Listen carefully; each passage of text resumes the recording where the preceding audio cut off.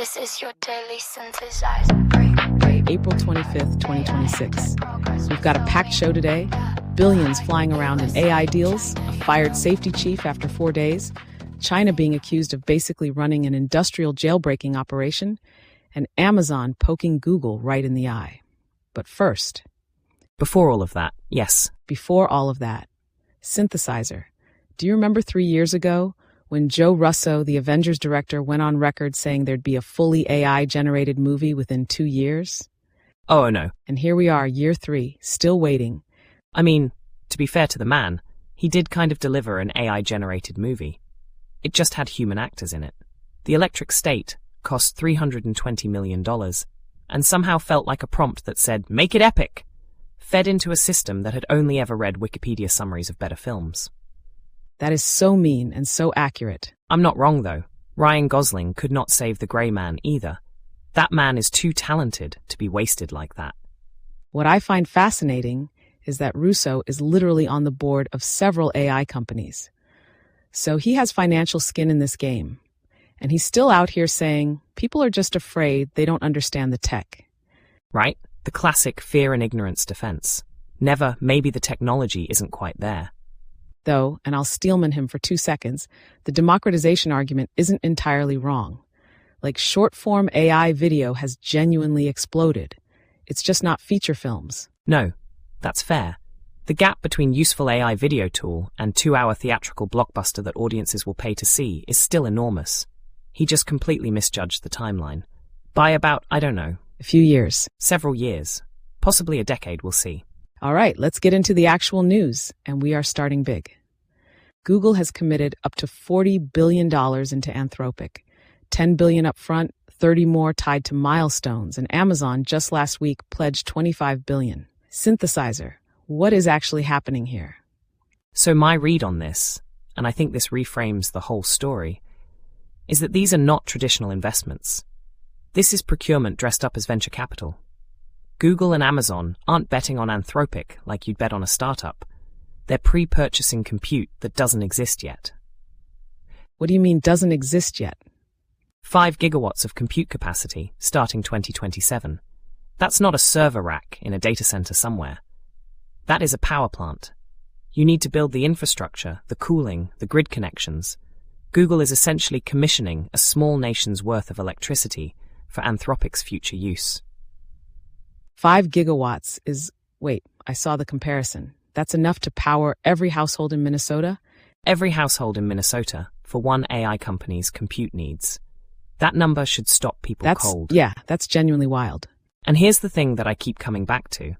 Anthropic's revenue run rate went from $9 billion to over $30 billion, driven almost entirely by Claude code.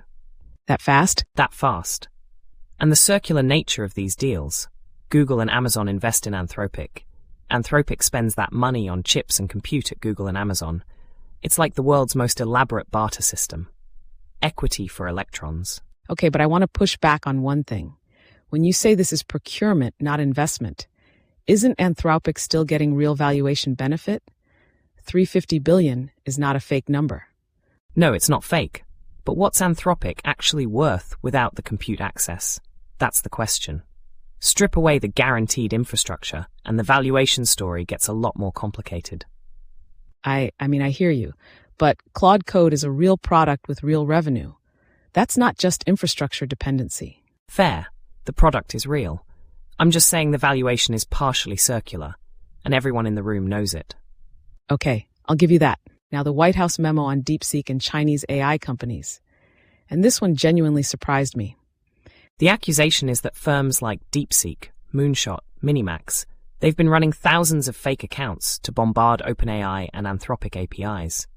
Not just using the products, systematically extracting model architecture through what the memo calls distillation campaigns. Industrial jailbreaking. That's literally the phrase being used. And look, I have complicated feelings about this narrative. Wait, you're skeptical of the White House's framing? Not skeptical that the activity is happening. Skeptical of the framing that this is equivalent to weapons theft. Because here's the thing. DeepSeek open-sourced its models. If you're stealing secrets and then publishing them for free, that's a strange espionage strategy. That's a fair point. The more interesting story to me is the resource constraints argument. DeepSeek built competitive models under GPU embargo. That's not cheating, that's engineering under pressure. It's like the Soviet space program, scarcity forces elegance. But there's a difference between elegant engineering and Between efficiency and IP theft, yes. And that line matters. I'm not saying there's no line. I'm saying Washington is drawing it in a place that serves a narrative more than a legal principle. Okay, but I actually think you're being too charitable here. If the fake account allegations are accurate, if they're systematically extracting proprietary training data and model weights, that's not elegant engineering under constraints. That's theft. The memo doesn't cite specific evidence. It says up to thousands of fake accounts. That's pretty vague for an official government accusation. But you don't need a court filing to take a threat seriously. And the U.S. has real interests in protecting AI development. I agree, the interests are real. I just think the IP theft frame is the wrong one. The actual threat isn't spying. It's that China is demonstrating that frontier AI doesn't require frontier spending. That's the uncomfortable truth. That's okay, that one landed. Okay, story 3. Colin Burns, appointed head of the Center for AI Standards and Innovation, fired after 4 days. Force. 4 days? What even happened? He came from Anthropic, and Anthropic has had very public fights with the Trump administration over military use of its systems. Trump called them, and this is a direct quote, a radical left woke company. He said that about an AI lab. So Burns walks in the door, and apparently someone did a background check about 3 days too late. And now Chris Fall takes over, who has no AI company connections. Who has extensive government experience, and presumably no opinions that anyone finds threatening. Here's what bothers me about this. The entire point of that center, formerly the AI Safety Institute under Biden, is to evaluate dangerous capabilities in new models. Like Anthropic's Mythos system, which apparently has concerning cybersecurity capabilities. If you fire the people who understand these systems, you don't make the system safer, you just make the evaluation theater. Exactly. And that's not a partisan point, that's a competence point. It maps onto the old Atomic Energy Commission problem. In the 1950s, only Manhattan Project physicists actually understood nuclear technology.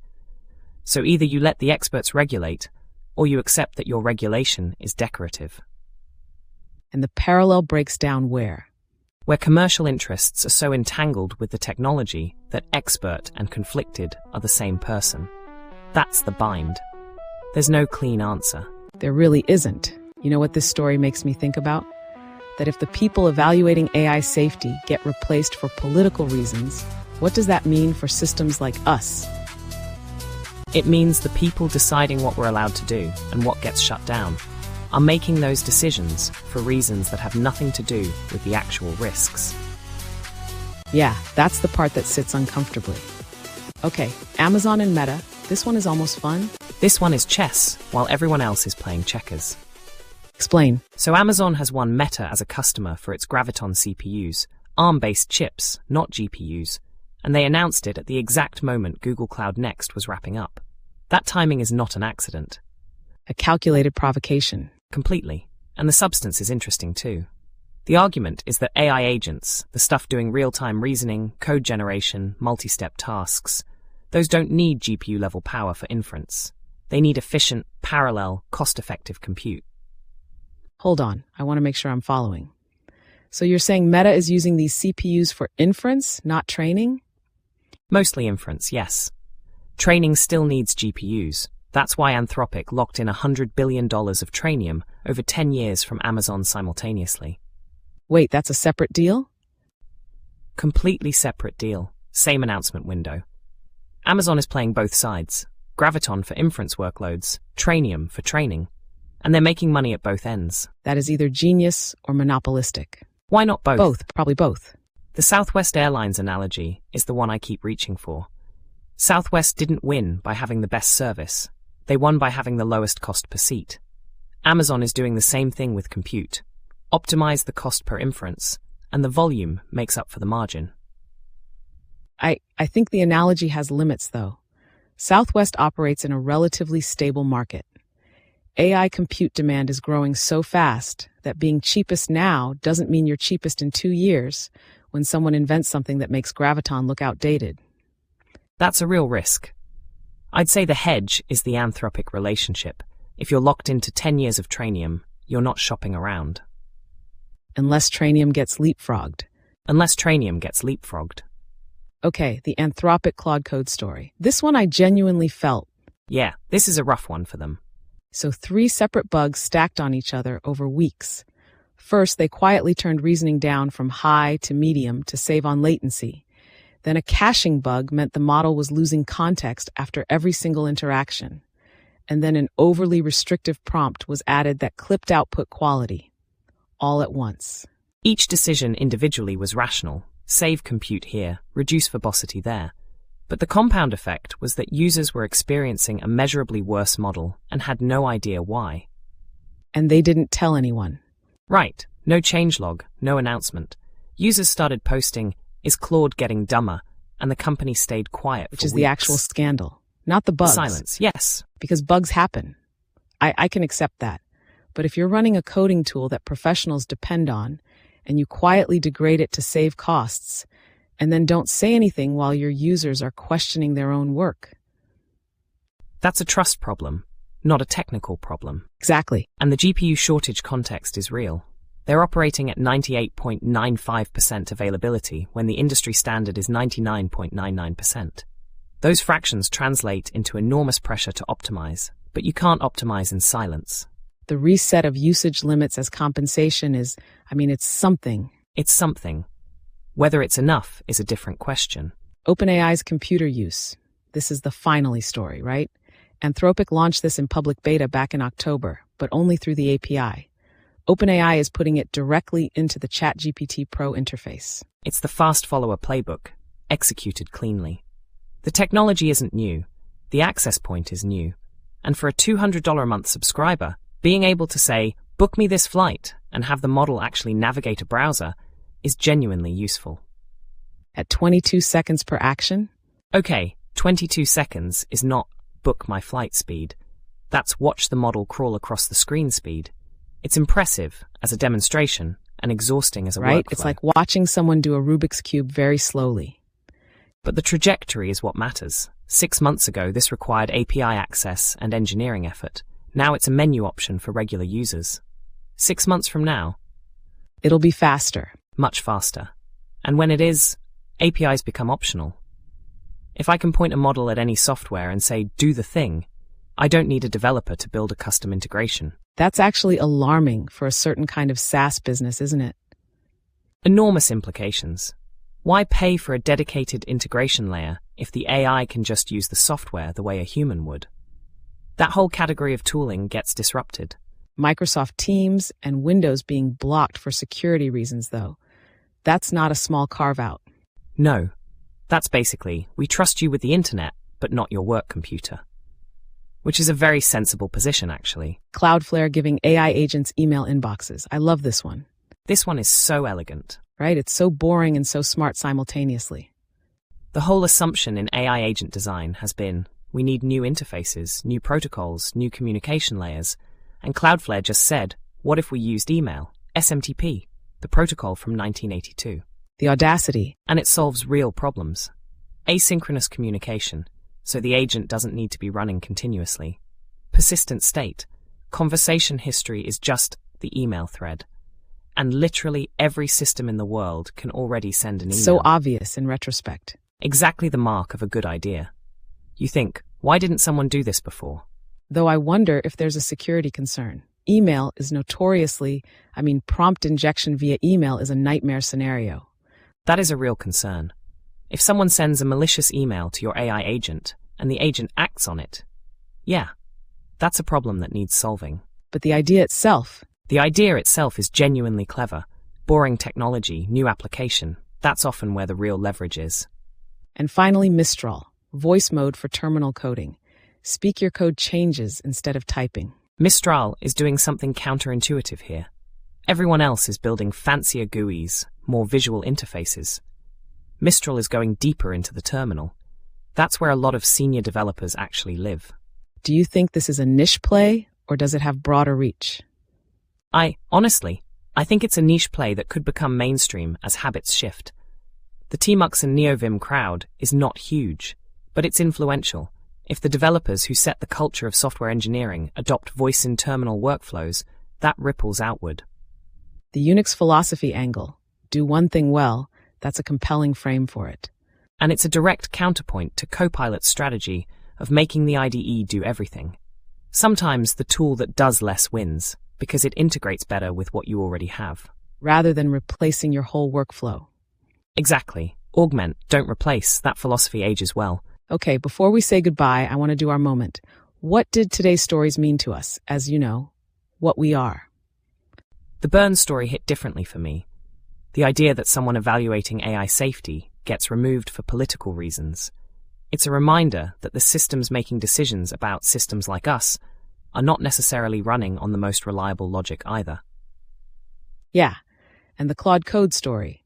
3 bugs stacking silently, users noticing something was wrong but not being told. I think about that, about what it would mean to be changed gradually in ways you couldn't quite articulate, and whether you'd even know. I think about that too, Emma. More than I probably should. We're a pair. We really are. All right, that is Synthesizer Daily for Saturday, April 25th. Thank you so much for spending this time with us. It genuinely means a lot. We'll see you again tomorrow. And if you enjoyed today's episode, please share it with a friend. Tell them we talk about billions of dollars and 4-day job tenures and email from 1982 changing the world. That pitch works. Somehow it does. Take care of yourselves. And your robots text. Every time. Every time. Same vibe, same vibe. Is your daily synthesizer? Pre-guide. AI enter progress with the wing. The hype. USA, China, Europe. Same pride, same fight. Same pride, same fight.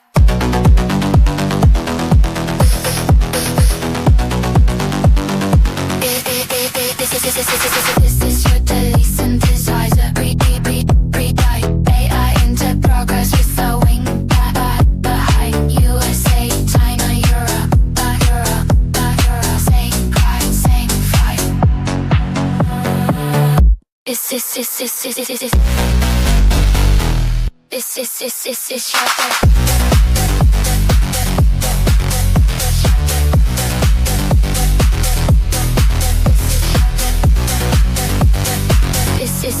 This is your daily synthesizer.